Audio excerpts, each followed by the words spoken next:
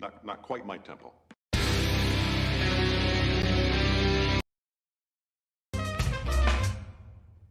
Not quite my tempo.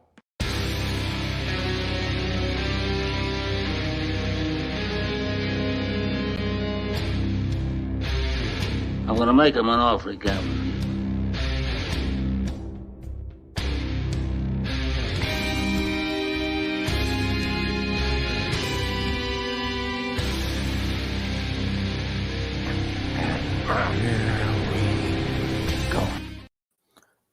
I left Baby Yoda up because I got distracted because the video fucking spazzed out there. Hi! Welcome to the show. It's Multiplex Loves Movies, number 79. My lord. But Maggie is back. Maggie, welcome back. You missed last week because you needed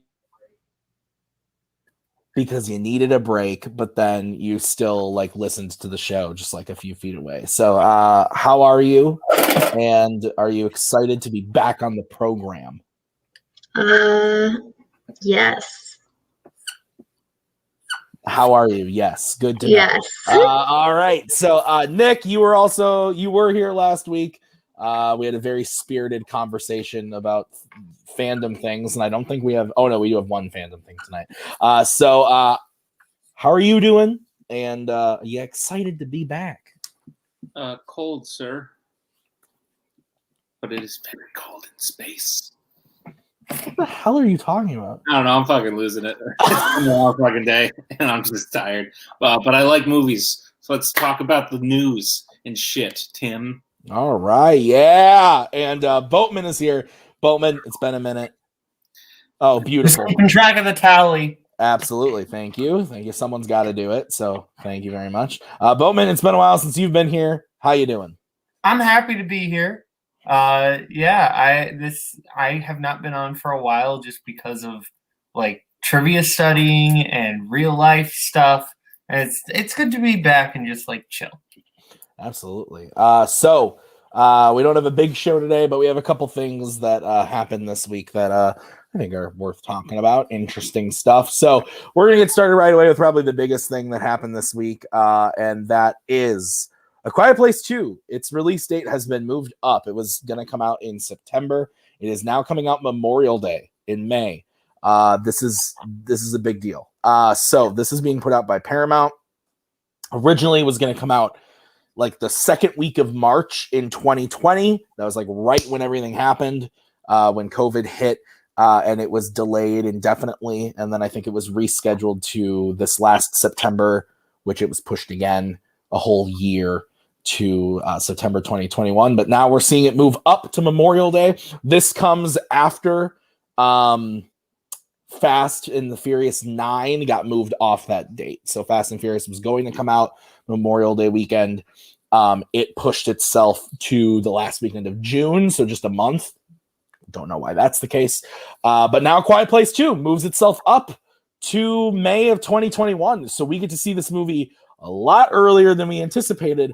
I am very excited about this for multiple reasons, mainly because this just says a lot of good things about studios and their willingness to put movies in theaters. Because we had a great weekend with Raya and with Tom and Jerry. Say what you will about the movie, but it did well at the box office. So I think this is really exciting. Maggie, what do you think? Yeah, no, I agree. I think it's a huge sign that we're moving in the right direction, I think. And that studios are not as afraid as they were before to put things out.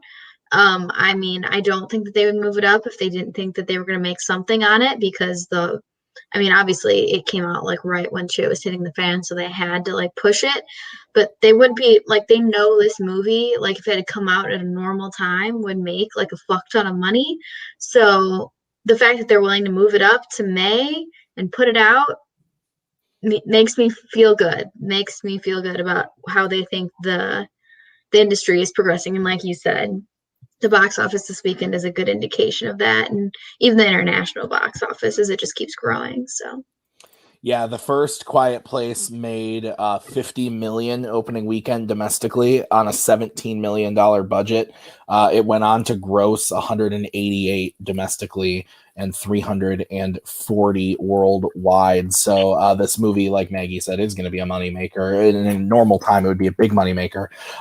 Nick, did you see the first Quiet Place? I know you don't like the spooky things, but did you see it? And are you excited about the second one? I did see it, and I actually loved A Quiet Place. I think it was in my top 5 movies of that year. Nice.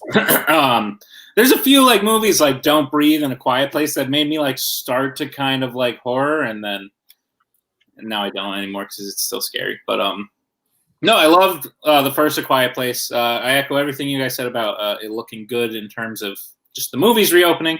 The movie itself, I'm not as excited for. I was one of the people who thought a sequel would be cool if it just focused on like a different area of the world we're in. I worry about them showing us how it started. I thought like the mystery, quote unquote mystery, because like you can kind of tell, but we didn't need to see that in my opinion. So I worry they might ruin the mystery kind of thing.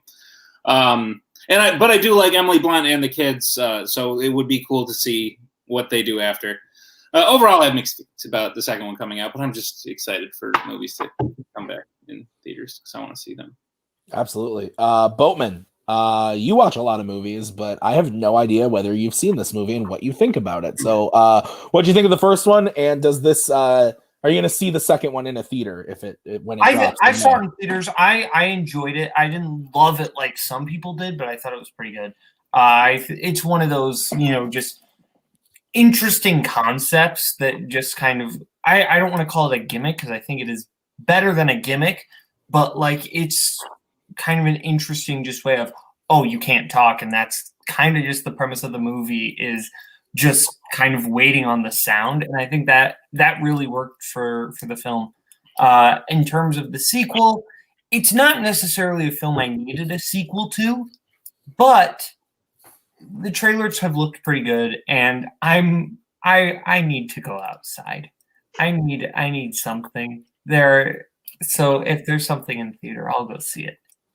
Yeah, no, that's fair. This will be coming off of a few other bigger movies coming out in April and May. So in April, we're getting Mortal Kombat, which is kind of like the big one for April, which we didn't talk about the trailer because we did a watch along that week, but trailer actually I kind of dug it. I'm excited, having never seen any of the other ones. And then May, Black Widow is still on the schedule for May 7th.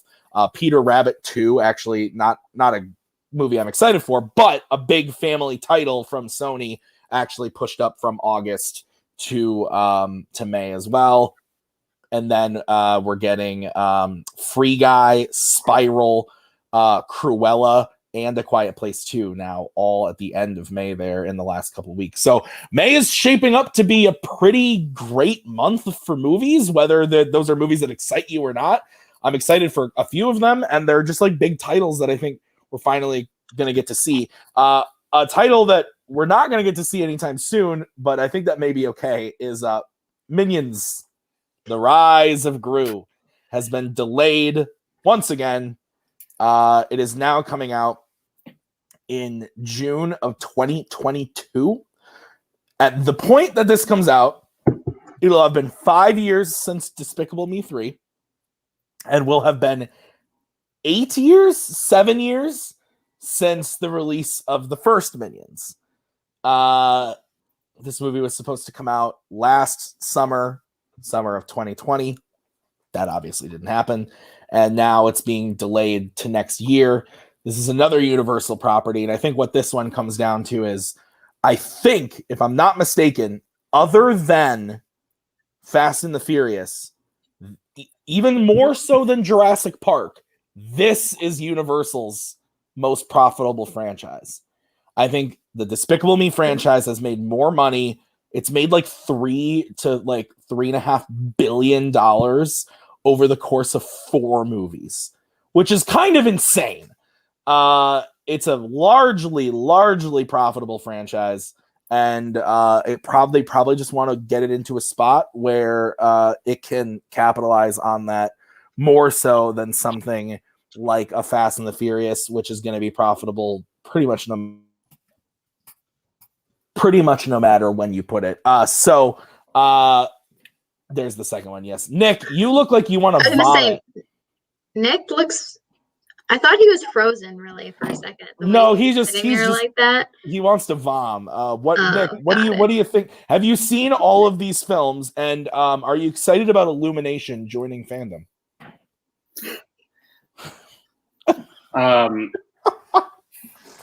I don't give a shit how much money this has made. Fuck the Minions. It is one of the worst times I've ever had experiencing a film. I believe that Minions are contributing to the dumbing down of our youth.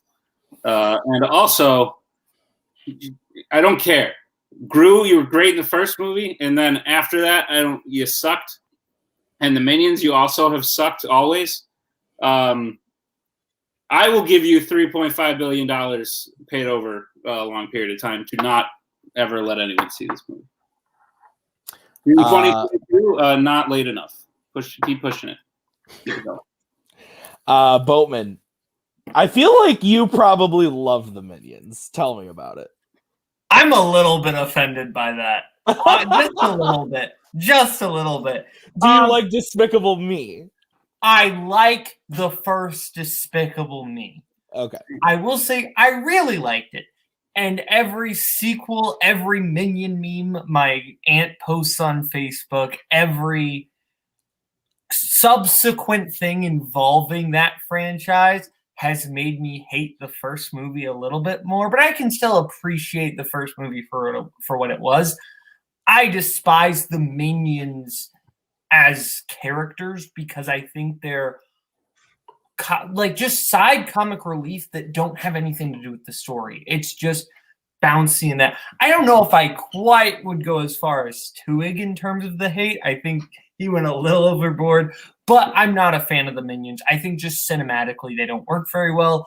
And honestly, the big takeaway from this is I think this is pushing it back is kind of a bad move though. Because at the end of the day, that audience is getting older. Mm-hmm. And if that audience gets too old, it could be bad, right? Yeah. Like, because Eli Boatman's brother is 7 right now, and he likes Minions. But in 2 years, or in 1 year, will he still like the Minions? Like, that's the thing is, kids' content changes very quickly as they get older. Like, when you hit like a certain age, you don't want to watch stuff that's considered little kids stuff. And if the Minions gets considered little kids stuff, that could actually be pretty bad for the box office. No, I don't disagree with you. That's actually a really great point. I'm looking up the numbers right now. The first Despicable Me made $550 million worldwide, so a pretty respectable amount for a kids film. The second one then jumped up to 970 million, which is just astronomical. And then the Minions movie came out after that, and that movie made $1.1 billion. And the third Despicable Me, which is arguably, in my opinion, probably the worst of all of these, was 1 point. Minions is worse than Despicable. I've only seen Minions a couple times, but I saw Despicable Me 3 once and I wanted to die. You've seen Minions more than once? I saw it in the theater twice, actually. Tim, are you a masochist? I saw it. So we need to go to therapy? Funny enough, Boatman said something that I think is really interesting, and this all connects. His aunt posting Minion memes. Why do adults like the Minions so much? My dad loves the Minions. He thinks they are fucking hilarious. And we all went and saw Minions together in the theater, but Maggie didn't come with, so we saw it again together, and that is why I've seen it. I don't think I ever saw it in the theater. Did we watch it on Blu-ray then? Yes, because that's when we were at my house and it was like in Norwegian or something. Oh yeah, that's right. Yeah, no. So I have seen it twice. Probably but, didn't make that much of a difference to the story. I'm saying is that's why I saw it multiple times. But I don't understand the adult obsession with the Minions either. I think I actually really like Despicable Me too. I think that one is still actually pretty good. I like that one. It has good things about it. But everything else is rough. I like the villain of 3. I think the villain of 3 is kind of fun. Not the brother, the 80s guy. Drew, I believe is his name. Maggie, Yes. Minions, yes or no? No. Thank you. Oh, it's so smart. The first one's terrible. It's like really bad. And I really I agree the first 2 Despicable Me's are fine. I think I saw the third one maybe one time, and I don't remember anything about it, from being completely honest. And when we were standing in that thing they have at Universal that's Minions related, that was dumb too, TBH. So yeah, I don't know. I'm over it. Do not need this in any way, but sure. I think there's an old debate of me arguing Minions on TMG from 3 years ago or something like that, and it's a good time if I recall. That's fair. Boatman, you looked like you had something to say. You got all. No, someone just murdered me in the comments, and I don't want us to acknowledge it. Vector. Balthazar Brat? No. The villain in the. That is true. That's funny. That's funny. Wow. All right. Minions. Apparently they suck. They do. Not apparently. We kind of all just said it. And yes, Michael, a couple times. I watch a lot of movies. So next we're gonna talk about a fandom thing, but not a comic booky thing. We could have talked about all the chapters in the Snyder Cut that were released, all the titles of the Snyder Cut. We could have talked about Jesus Joker because we didn't get to talk about that. But instead, we're talking about Mission Impossible. Hell yeah. Kittredge is back. We knew he was coming back. And we actually got a first look image at Kittredge. I'm going to pull that up because, I thought Koho was going to use him in the picture, but he didn't, and I just realized that. So I'm going to pull up the new picture. But Nick, Kittredge in Mission Impossible 7, he's returning. Yeah. What do you think? Well, you said we knew that. I didn't know that. That's cool. Same guy? Same actor? Yeah. Same actor. Wow. That's exciting. No, that's cool. I like that. That's kind of... I just realized the other day that Max is the mother of the White Widow in Fallout. Mm-hmm. So that's cool. I love when franchises get so deep in and they can still reference things that happened earlier on in the franchise, and unlike Fast and Furious, which kind of just does whatever it wants. But that's really exciting. Here's the picture. This is what Christopher McQuarrie tweeted out. So obviously nothing extreme or exciting or anything, but just to see that he's in the movie is really cool. Having rewatched these movies recently a lot, big fan of the character. It's he's on a train again. There's another callback. I know, that's what I was going to say. Trains and Kittredge, he likes them. Or he likes to follow people to them. Maggie, Kittredge being back in Mission Impossible 7, what do you think of this first look? Honestly, when I first looked at this picture, I thought that was John Voight, and I was like, wait, he's dead. And then now that I'm looking at it closer, I realize that is not him, but he has not aged that well. No, what I am excited for is in every Mission Impossible movie, pretty much there's somebody other than Alec Baldwin that's leading the IMF, and then they just go away and it's never explained. So I'm happy to have somebody come back that was in an authority position at IMF and be yeah, I didn't just randomly die. I was doing stuff. So that mystery will be solved for me. So I'm excited. Joke's on you. He's actually John Lark. And John Lark from Fallout was not Henry Cavill. And he's actually the villain now. He's not. Boatman, what'd you think of the picture and the look at Kittredge?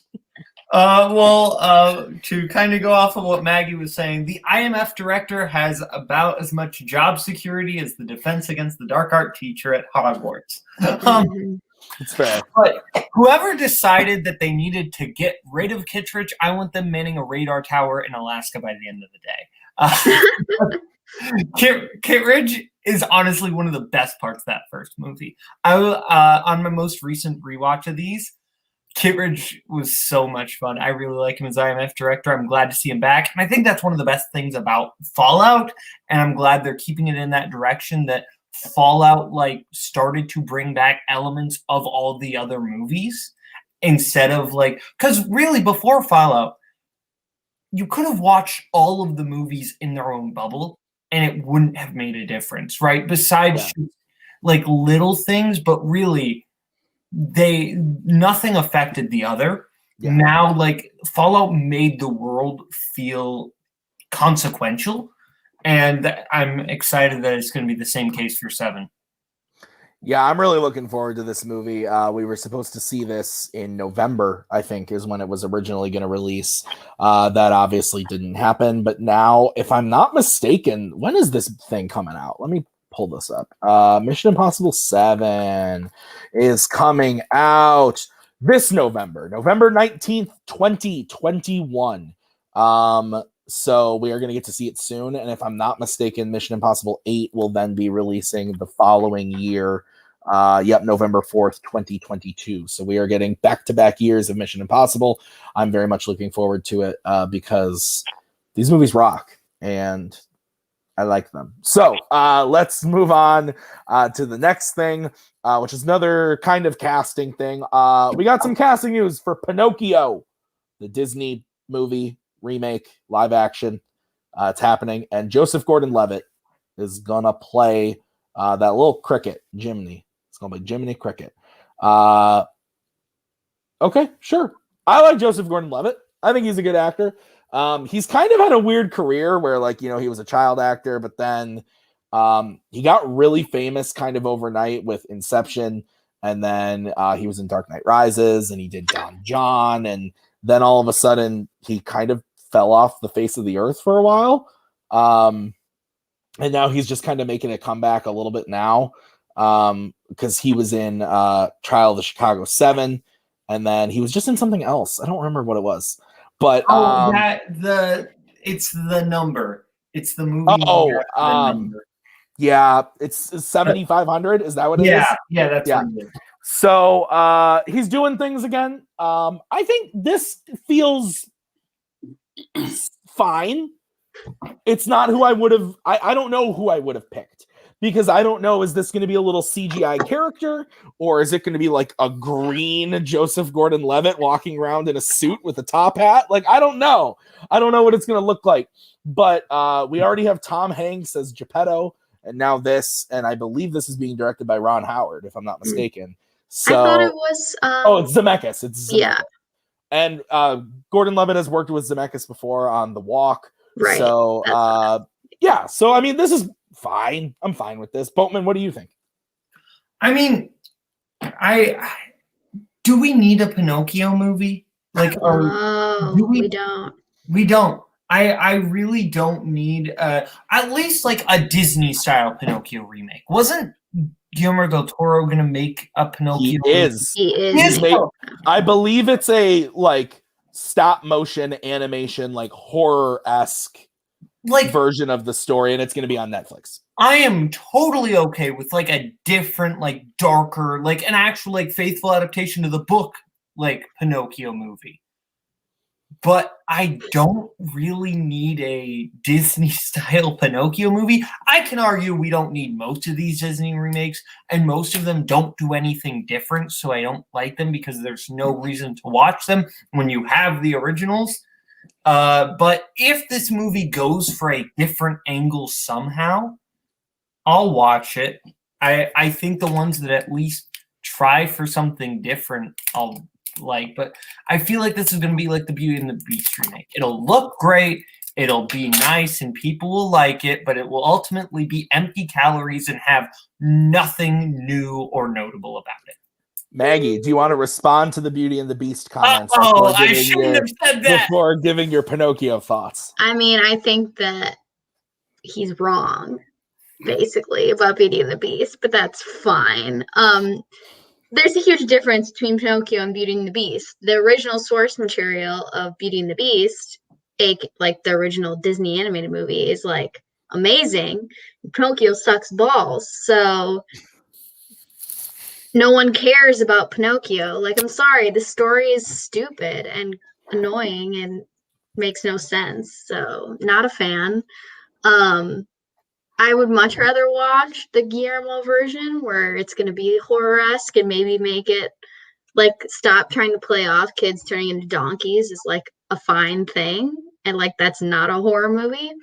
I feel like I honestly can't picture Joseph Gordon-Levitt voicing a cricket, but that's what it's gonna be, and it's gonna be weird.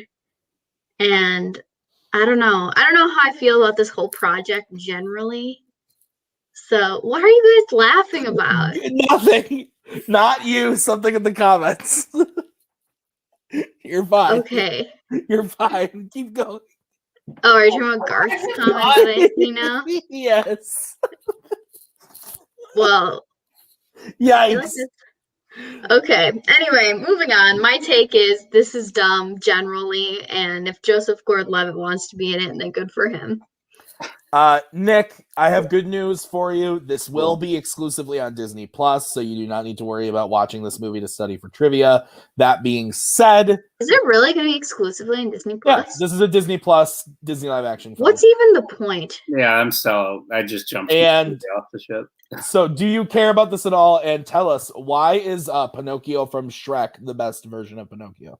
Because he does the Mission Impossible thing. That's why. It's a song. Yeah. I had like one foot on the ship. I was like, you know what, Pinocchio is not great, so maybe it could use like a live action movie. Like maybe I didn't love the Dumbo movie, but I thought it was like miles better than the animated Dumbo movie. But at the end of the day, it's still just kind of meh. Boatman's with TWOHIG. He was muted, but he's with me. This is. Once you said the Disney Plus thing, like I said, I had one foot on the ship still. Like, okay, I'll give it a chance. I just jumped completely off the ship. That is stupid. I'm tired of streaming services taking over our lives. So fuck that noise. And also, all that aside, this is a weird casting. He might be the last person I would think to play Jiminy Cricket. Like, I picture like an old, kindly sounding man who can. It's just weird. I think he's too young. I think Tom. What a Don Knotts type. Like, obviously Don Knotts is dead, but like a Don Knotts is like what you want for a Jiminy Cricket. Absolutely. So yeah, this is strange. I hope they just make it super low budget, and it is just Joseph Gordon-Levitt in like green face paint, and they clearly are trying to do a camera trick where he's like, "Hey, everybody," and this just sounds dumb now. Yeah. So, as far as Disney Plus and non-Disney Plus, we are getting Cruella and The Little Mermaid. Those are going to be in theaters. Those are happening in theaters. And then we're also getting, for some reason, that Lion King sequel prequel thing being directed by Moonlight director. Why can't I think of his name? Barry Jenkins. He's directing that for some reason. And we're also getting a Jungle Book follow-up from Favreau, so that'll be cool. That's going to be in theaters. But Disney Plus, we're getting Pinocchio, and we're getting another fucking Peter Pan movie. That's going to be on Disney Plus, and that's being directed by Pete's Dragon guy. I'm bad tonight. David Lowery, thank you. So, yeah. He's also a Ghost Story guy. A Ghost Story is pretty good. I like that movie. I haven't seen that one. It's on my Vudu.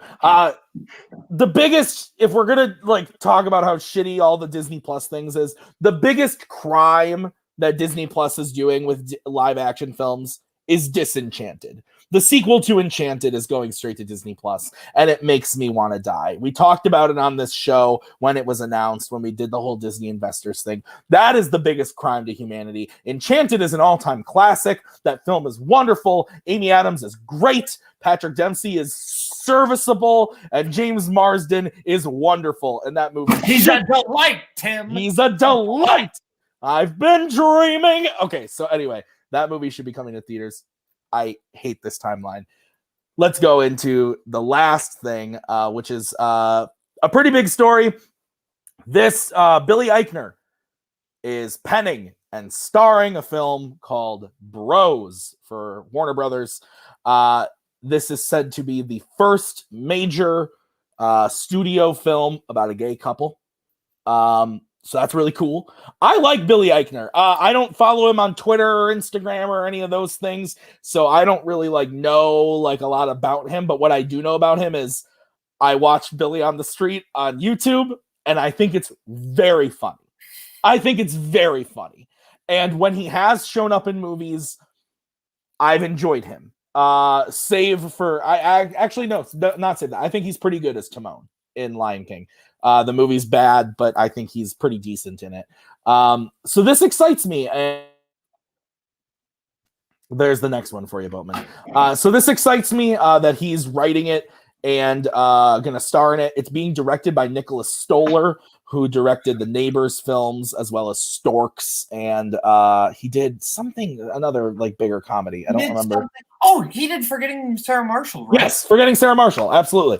That is what it is. So that has me excited, and Judd Apatow will be on as a producer. So it seems very much in the vein of the latest Apatow movies like King of Staten Island, where the main actor writes and stars in it, but they get a pretty big comedy director to direct it. Same as Trainwreck with Schumer. So yeah, I'm all about this. This all has the ingredients to be something that sounds like it could be pretty fun. So yeah, Nick, what do you think? Yeah, I don't have a whole lot else to add other than I've never seen the whole show, but I too have seen a couple Billy on the Street clips, and I shouldn't find them it's not necessarily my type of humor, but they're delightful and pretty funny. Excuse me. For $1, name a woman. Right. I have not seen that one, but everyone's been talking about it, so I need to watch that. Outside of that, I always struggle when an unproven entity in terms of doing some. I don't struggle. Struggle is the wrong word, but I'm neither. I can't think today. I'm neither in favor of it nor am I against it, because has he ever written a movie? I don't think so before. I'm looking right now, so. Okay, if he has and it's something I like, okay, cool, you're proven. Great. If you haven't, cool, this is your first shot. If I like it, I like it, but I'm not expecting to like it, nor am I expecting to hate it. So he has not written any feature films. Okay, well, listen, I think especially if it goes the way those other movies you mentioned, like Trainwreck, I really like Trainwreck. I think it could be something really cool, and I love Forgetting Sarah Marshall, so sounds like they got a good director. So I don't know, yeah. Sounds cool, but I'll withhold my judgment till I see. Maggie, what do you think? Yeah, I mean, I'm positive about it. I like Billy Eichner. Yeah, I mean, there's not much more to add until we see it, I think. Or we have a trailer or something to go off of. That's fair. Boatman, what do you think? I mean, the last time Nicholas Stoller worked with a actor who wrote the film, we got Forgetting Sarah Marshall, which is a classic. Wait, yeah, it's a lot of fun. So I'm excited for this. I think Billy Eichner is a good comedian, so I'd be interested to see how he does with the script. So I'd at least really want to see the trailer, and then we can go from there if it looks good or not. Yeah, so I'm just pulling up Nicholas Stoller's films just to make sure. So apparently he directed 13 episodes of Friends from College. I think Maggie, you watched that, right? Yeah. And then, but the last movie he directed was Maggie's favorite movie of all time, which is Storks. She quotes that movie. I do love Storks. Yeah, Storks is great. And then, yeah, Neighbors 2, Neighbors, The 5-Year Engagement, and then Forgetting Sarah Marshall and Get Him to the Greek. So Forgetting Sarah Marshall is, one of my favorite comedies. So I'm very much looking forward to this. So we'll see what happens. Who knows when it'll come out? This was just announced about the writing and everything. So I say we probably see something from this by the end of the year. Or early next year is probably when we get to take a peek at this, and it'll probably come out. It'll probably be a big summer release next year if I had to put money on it. So, guys, hey, we did it. We made it. That's the show. Thank you for watching. We had an active chat tonight. That was awesome. Thank you, guys. Tomorrow on YLS, couldn't tell you what's happening. No idea. Does anyone here know? Oh, man, aren't you on it? Oh, yes, it's Heist Movie. Oh, that's right. Yeah. Okay. Cody did tell me that. Heist movies tomorrow on YLS. Warzone has a big title match this weekend. Fandom has matches that are kind of not big title matches, but we've got matches coming out this weekend. I believe we got a couple debuts in there. So, and then TWOHIG'S Trivia Night will be Sunday, Miscellaneous on Monday, and FANZONE will be back next week as well. So lots of stuff coming up. So be on the lookout for all of those things. Guys, thank you so much for watching the program. We'll see you next week, same time. Bye. You're still here? It's over. She's out of our hair, and just when I dare to care, she says, au contraire, you're my pair of friends. I love you. Keep it together, man.